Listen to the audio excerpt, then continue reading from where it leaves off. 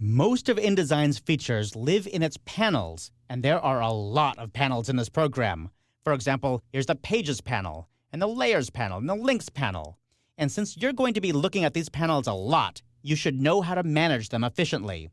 By the way, the word panels is kind of new, and many people still call these palettes. So if you hear someone say palette, maybe I'll say palette, sometimes it sneaks out, just smile and know that panels and palettes are the same thing. Okay, when you first open InDesign, you see a list of panels along the right side of the screen, and these panels all live in something called the dock. If I go to the Window menu, I see a list of all my other panels. For example, I might want to use my Text Wrap panel. So I'll choose that, and we'll see that this panel is now floating. I can move panels anywhere I want when they're floating. I can move it over to the left side of the page or the right side of the screen and so on, just by dragging the tab or the gray area at the top of the panel.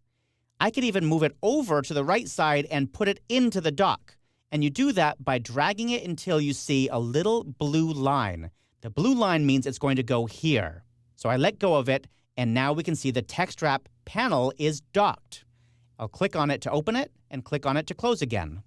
If you find yourself using a panel often, you should definitely put it over in the dock so it's easy to get to. Here's a couple other things about panels that you should know about.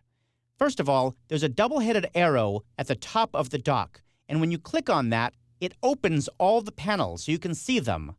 Some people like that kind of thing. For example, I'll click on the Color tab, and it opens the Color panel right there in front of me. That way there's no fuss of having to open and then close it again.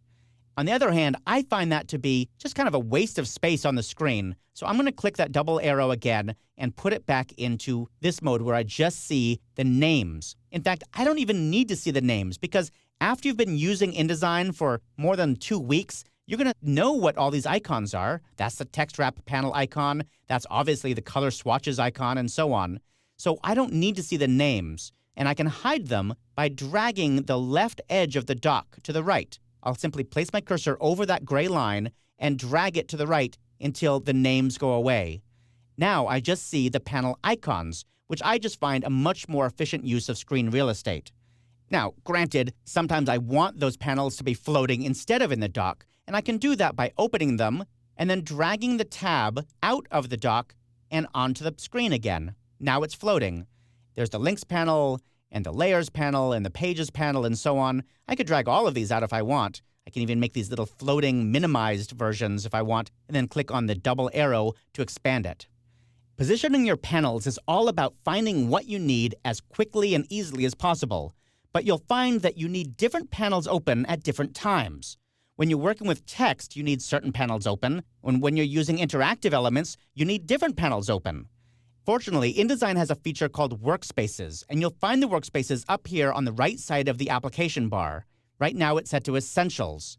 If I click on that, I can choose a different workspace, and InDesign ships with a number of workspaces built in. For example, Advanced. Advanced is not really advanced. It just shows a different set of panels on the screen.